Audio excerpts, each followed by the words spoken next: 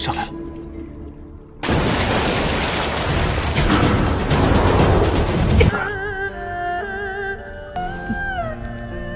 嘴，真的很讨厌。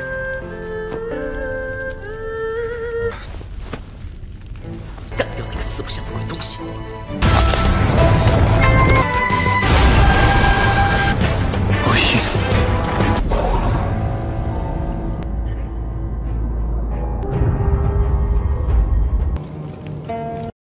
Halo semuanya, selamat datang di Ruang Film. Bagaimana kabar kalian semua? Semoga selalu sehat dan baik-baik saja. Pada hari ini kita akan melanjutkan Donghua Madodoshi episode 9 sampai 10. Pada episode minggu kemarin, pasca kompetisi itu, klan Gusulan malah terkena imbasnya. Leluhon memerintahkan putra tetuanya, yakni Wensu, untuk secara agresif menyerang dan membakar klan Gusulan. Juga putra tetuanya yang membuat pemimpin klan Gusulan terluka parah, yakni King Heng. Dan juga putra tetuanya, Lang Qingcheng, hilang dan tak bisa ditemukan. 1 bulan setelah kejadian itu, Kang Qiswen menuntut semua klan untuk mengirimkan murid ke klannya. Singkat waktu, masing-masing murid dari setiap klan telah sampai di klan Qinsenwen.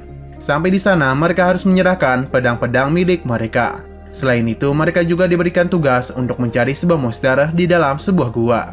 Nah, di sana terjadi pertikaian di dalam gua. Muncullah sebuah monster kura-kura besar bermata merah. Di waktu yang sama, Luo Qingyang yang tertangkap oleh Wang Ningzhao saat itu dia sedang mencoba untuk mengecapnya dengan besi panas. Sehingga Wei Wuxian pun bergegas memasang badan untuk melindungi Luo Qingyang dari besi panas. Scene lanjut di mana Wei Wuxian terkena cap besi dari Wang Ningzhao karena dia itu berusaha untuk melindungi Qingyang. Di saat juga Wei Wuxian pun langsung menampar Wang Ningzhao. Di saat Wang Ningzhao dan beberapa bawahannya berusaha menyerang Wei Wuxian dan yang lainnya, mereka semua justru diserang oleh monster kura-kura. Sehingga orang-orang dari klan Qinsenwen termasuk Wen Chao memutuskan untuk pergi melarikan diri keluar dari gua. Melihat mereka berlarian, Jing Zixuan dan teman-temannya bergegas untuk mengejar mereka. Di saat yang bersamaan, bebatuan runtuh menutupi jalan menuju keluar gua, sehingga mereka pun tak dapat untuk mengejarnya. Di sisi luar, Wen Chao yang berhasil keluar tampak saat marah perihal pemberontakan Wei Wuxian dan yang lainnya. Dia memerintahkan para bawahannya untuk memanggil bala bantuan agar bisa mengepung dan memblokir jalan di sekeliling Gunung Musi. Hal itu dilakukan agar mereka tak dapat kabur dari tempat ini. Sementara itu, karena jalan menuju keluar diblokir, Wei Wuxian dan yang lainnya pun terjebak di dalam gua. Luo Qingyang kemudian merasa bersalah kepada Wei Wuxian yang terluka karena telah melindungi dirinya.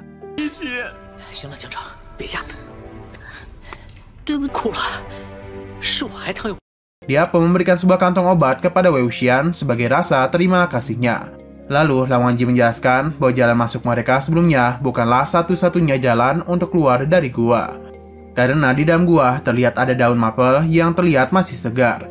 Padahal kondisi di dalam gua sama sekali tak ada pohon satupun. Sehingga Lang Wangji menyimpulkan daun mapel yang dilihat di dalam kolam itu berasal dari luar. Yang artinya kolam di sana terhubung dengan sungai yang ada di luar gua. Mereka berpikir kalau di bawah kolam sepertinya memiliki lubang yang menghubungkan ke sungai hulu. Namun mereka memiliki sebuah permasalahan, yang mana kolam itu dijaga langsung oleh monster kura-kura. Meskipun mereka mengetahui di dalam kolam terdapat monster, Wei Wuxian dan Jiang Cheng tetap saja mencoba menggunakan kesempatan itu untuk menemukan jalan keluar. Mereka pun berbagi tugas di mana Wei Wuxian akan menelusuri kolam bagian depan, sedangkan Jiang Cheng akan mengambil bagian belakang kolam. Ketika Wei Wuxian sedang berenang ke dalam kolam, dia melihat banyak rumput mayat bergerak, yang sepertinya mereka semua ada korban dari keganasan monster kura-kura. Dia juga dikejutkan oleh salah satu mayat yang tiba-tiba muncul dari belakangnya. Setelah beberapa saat, karena tak menemukan jalan keluarnya, Wei Wuxian pun muncul ke permukaan kolam. Ia juga disusul oleh monster kura-kura yang terbangun dari tidurnya.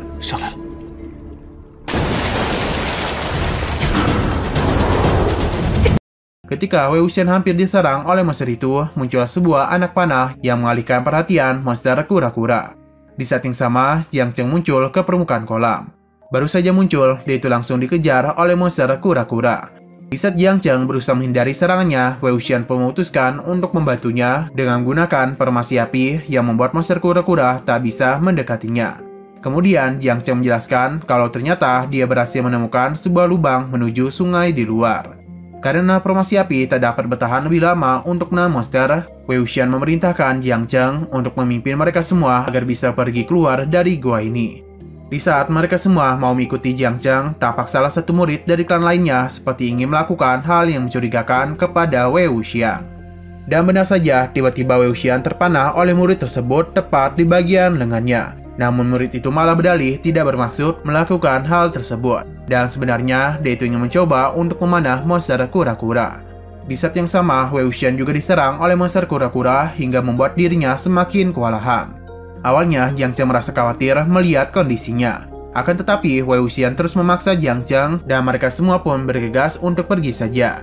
Sedangkan dirinya berupaya untuk mengalihkan perhatian monster kura-kura.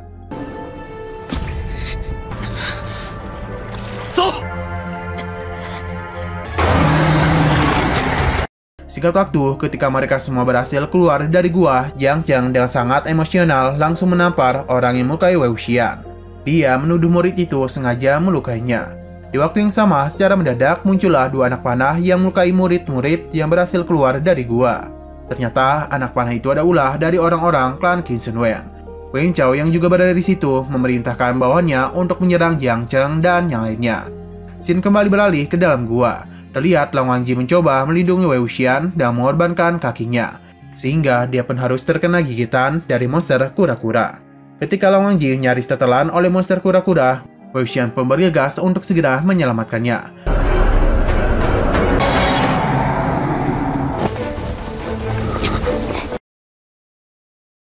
Kemudian Wei Wuxian memutuskan membawa Lang Wangji untuk segera mencari tempat bersembunyi terlebih dahulu. Setelah bersembunyi, Wei Wuxian menyadari kaki Lang Wangji sedang terluka.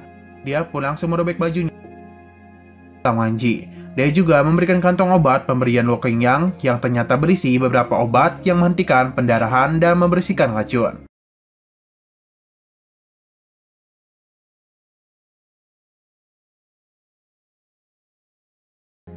Kemudian terlihat luka besar cap besi panas di dada Wei Wuxian.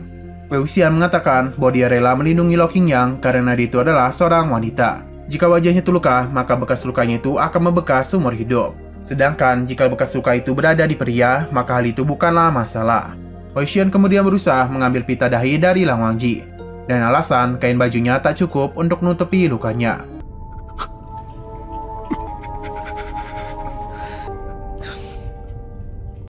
Namun Lang Wangji tak membiarkannya begitu saja. Dia juga terlihat kesal dengan perbuatan Wei Wuxian, hingga membuat dirinya memuntahkan darah. Ternyata Wei Wuxian sengaja membuat Lang Wangji marah agar Lang Wangji dapat mengeluarkan darah kotornya dari tubuhnya, karena menahan darah kotor itu akan membahayakan tubuh Lang Wangji.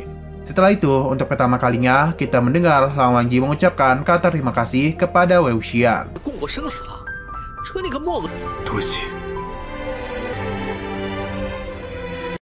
Lalu mereka pun berniat membuat rencana untuk menghabisi monster kura-kura.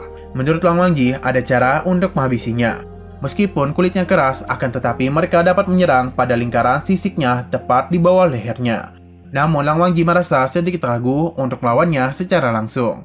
Lang Wangji menjelaskan kalau monster kura-kura itu ada monster liar yang bisa disebut sebagai kura-kura pembunuh massal. Menurut teks kuno, pada 400 tahun yang lalu, monster liar ini muncul di Qin Shi Huang dan membawa kehancuran. Kilas tampak seperti kura-kura hitam penjaga mistik dan memakan manusia hidup-hidup. Di zaman dulu, kutipator kuno pernah membentuk aliansi untuk menghabisinya, tetapi mereka semua gagal untuk melakukannya. Setelah itu, mereka memutuskan untuk beristirahat dulu selama 3 hari sambil menunggu bantuan. Jika bantuan tidak kunjung datang, maka mereka berniat akan melawan monster tersebut.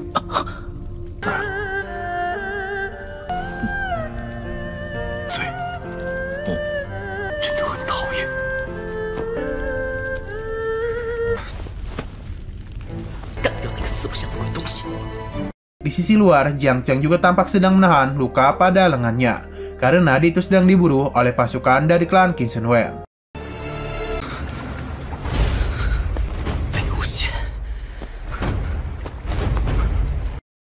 3 hari kemudian, terlihat Lang Wangji sedang memasang formasi benang, yang mana formasi ini merupakan teknik pembunuh klan Gusulan. Setelah memasangnya, Wei Wuxian segera memasuki kolam untuk memancing monster kura-kura.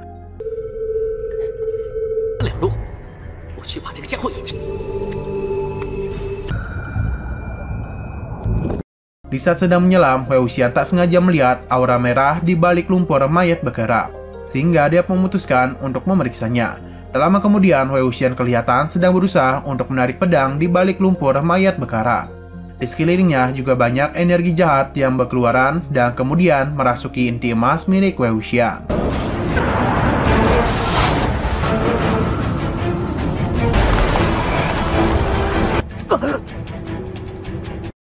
Di setting bersamaan, secara tak terduga, muncullah monster kura-kura yang langsung menelan Wei Wuxian. Jika kalian berpikir Wei Wuxian mati, maka tebakan kalian adalah salah. Karena mendadak monster kura-kura itu kesakitan, lalu ada tampak aura merah yang berada di dalam mulutnya. Melihat hal demikian, Lang Wangji berpikir kalau Wei Wuxian ada di dalam tubuh monster itu. Sehingga dia pun segera cepat menaiki cangkangnya dan memanggil Wei Wuxian. Ternyata Wei Wuxian tersangkut di dalam tenggorokan monster itu, karena dia menancapkan pedang tepat di bagian tenggorokannya. Wei Wuxian yang masih sadar otomatis membuat tusukan pedangnya menembus bagian kulit luar monster tersebut. Di saat itu juga, Lang Wangji langsung mengaktifkan formasi benangnya, yang mana pada akhirnya membuat kepala monster kura-kura terpenggal. Bersama dengan itu, Wei Wuxian pun jatuh pingsan dan tenggelam.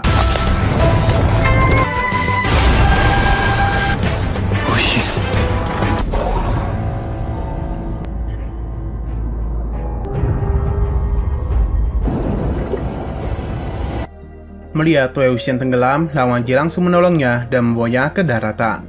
Setelah dibawa ke daratan, Wei Wuxian tampak sudah tak berdaya sama sekali. Wei Wuxian kemudian meminta Lang Wangji untuk memainkan sebuah musik supaya dirinya tetap terjaga. Sontak saja Lang Wangji pun mencoba memainkan sebuah musik dari benang-benangnya.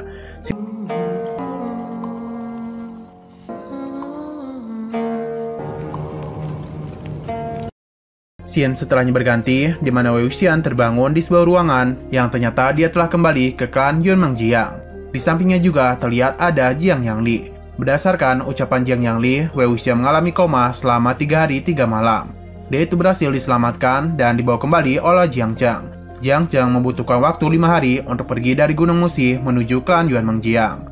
Serta dia juga menghabiskan waktu selama 2 hari untuk menggali jalan masuk gua yang terblokir di saat berurusan dengan klan Qin Shi Huang. 还是你自己没招，找打！放手，放手！命了！不杀还能怎么办？蓝湛怎么样了？他哥抢救出来的古籍和乐谱夺起来了。 Di sisi lain, tampak Wen Chao mengadukan kepada ayahnya dan mengatakan murid dari 4 klan melakukan pemberontakan yang dipimpin oleh Jiang Cheng. Dia juga membalikan kebenaran dan mengakui bahwa dirinya lah yang telah berhasil memotong kepala kura-kura dan menghabisi monster kura-kura itu. Kembali ke klan Yuan Mengjiang, Jiang Fengmian tiba di ruangan Wei Wuxian untuk menjenguk dirinya. Dia juga tahu kabar mengenai Wei Wuxian yang berhasil menghabisi monster kura-kura. Merasa kesal, Jiang Cheng kemudian mengucapkan sebuah kata-kata yang membuatnya ditegur oleh ayahnya sendiri. 就是觉得比起他来，我到了屠戮玄武，恭喜你，还能跟我说说话解解闷儿。你就不应该。 Menurut Jiang Fengmian, kata Jiang Cheng sebelumnya tidaklah pantas untuk diucapkan. Dia memberitahu kalau ada beberapa kata yang tidak bisa diucapkan sembarangan. Yang mana jika Jiang Cheng mengucapkannya, artinya dia belum mengerti moto dari klan Jiang. Di waktu yang sama, datanglah Yu Jiwan yang mencoba membela Jiang Cheng dan menyalahkan Wei Wuxian karena perbuatannya yang akan membawa masalah pada klan Yuan Mengjiang. Yu Jiwan meminta Jiang Fengmian untuk juga memperhatikan Jiang Cheng. Karena menurutnya, Jiang Fengmian tidak pernah menyukai Jiang Cheng hanya karena Yu Jian yang melahirkannya. Yu Jiwan juga mendengar kabar dari orang-orang di luar sana yang bergosip mengenai Jiang Fengmian yang masih menyimpan perasaan untuk ibu dari Wei Wuxian, yang mana dia itu memiliki titel Chang Seseran atau Kulipator tanpa aturan. Rumor itu beredar disebabkan oleh Jiang Fengmian yang terus merawat Wei Wuxian sebagai putra dari Chang Seseran yang suaminya ada pelayan dari Jiang Fengmian bernama Wei Zhangze. Mendengar ucapan yang begitu offense, tanpa berucap sepatah kata, Jiang Fengmian langsung meninggalkan ruangan itu begitu saja. Perkataan dari ibunya cukup membuat Jiang Cheng marah. Dia merasa ayahnya itu sama sekali tak menghargai keberadaannya dan merasa iri kepada Wei Wuxian. 那些乱七八糟的鬼话你别给我信！云梦江氏的宗主，只是不喜欢，就是要不配做家主。玄武浴血奋战，了不起！ Karena di saat dia melakukan perjalanan berhari-hari untuk kembali ke klan Qin Shi Huang tanpa bisa istirahat, alih-alih memujinya, ayahnya justru memuji Wei Wuxian yang telah berhasil mengalahkan monster kura-kura. Lantas Wei Wuxian mencoba menyemangatinya dan mengatakan bahwa Wei Wuxian percaya di masa depan nanti Jiang Cheng akan menjadi pemimpin di klan Yuan Mengjiang. dan Wei Wuxian lah yang akan menjadi bawahannya, sama seperti ayah Jiang Cheng dan ayah Wei Wuxian. Jika klan Gusulan memiliki si kembar, maka klan Yuan Mengjiang akan memiliki pahlawan kembar di masa yang akan datang. Si berganti ke klan Qin Shi Huang, Wen Ruhon mengajarkan Wen Chao untuk mendominasi di atas 4 klan dengan membentuk otoritas yang mutlak. Dia juga menyuruh Wen Chao untuk mendirikan markas pengawas untuk membuat 4 klan patuh di bawah komando mereka. Tapi jika mereka menolak, maka Wen Chao harus menghabisi salah satu untuk memperingati yang lainnya. Di saat yang bersamaan, hubungan Yu Jiuan dengan Jiang Fengmiang semakin merenggang. Itu kelihatan dari Jiang Fengmiang yang terus-menerus mengabaikannya.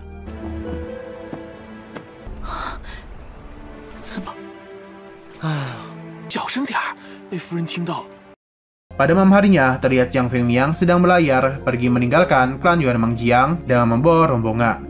Di sana juga, klan Yuan Mengjiang kedatangan orang-orang dari klan Qin Shi Huang yang memaksa mengambil 6 murid junior dari klannya. Kemudian terlihat Wang Lingjiao yang sedang menunggu Yu Jiuan. Tak lama dia ini tiba, kemudian disusul oleh Jiang Cheng dan Wei Wuxian. Alasan Wang Lingjiao meminta 6 murid dari mereka adalah karena murid-murid itu melakukan sebuah kejahatan yang tidak menghormati klan Qin Shi Huang.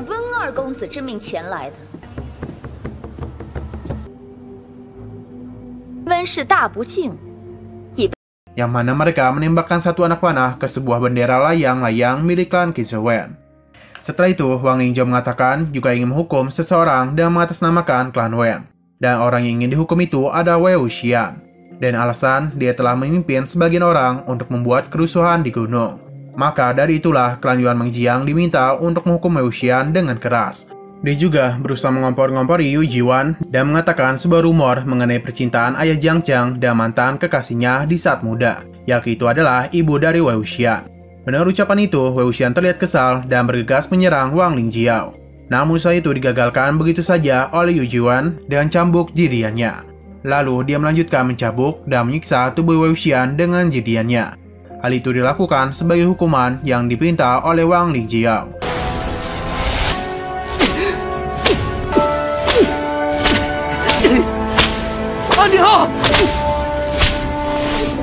Setelah beberapa saat, Yu Jiuan berhenti menyiksanya. Akan tetapi, Wang Lingjiao merasa belum cukup puas karena hanya menghukumnya dalam waktu yang singkat. Sebuah hukuman seharusnya dapat membuat orang yang dihukum untuk selalu mengingat hukumannya. Oleh karena itulah, Wang Lingjiao memberitahu perintah yang diberikan oleh Wen Chao, yaitu menghukum Wei Wuxian dan memotong tangannya.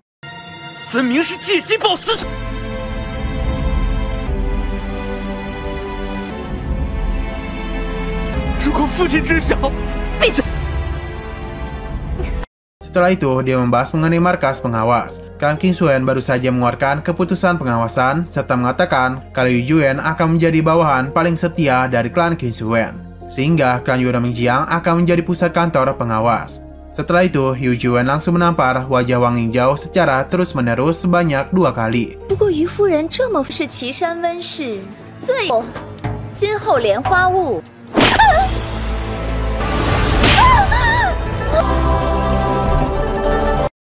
Tidak hanya itu saja, dia pun menjambak rambutnya. Dia merasa sangat marah karena dianggap sebagai babu dari klan Qin Shi Huang. Serta dia itu tak terima ketika Wang Lingjiao ingin mencoba menghukum Wei Wuxian, yang mana itu adalah salah satu orang dari klan Yuan Mengjiang. Kemudian Yu Jiuan mengatakan kepada Wang Lingjiao, akulah atasannya dan kaulah bawahannya. Nah, sayang sekali episodenya malah bersambung.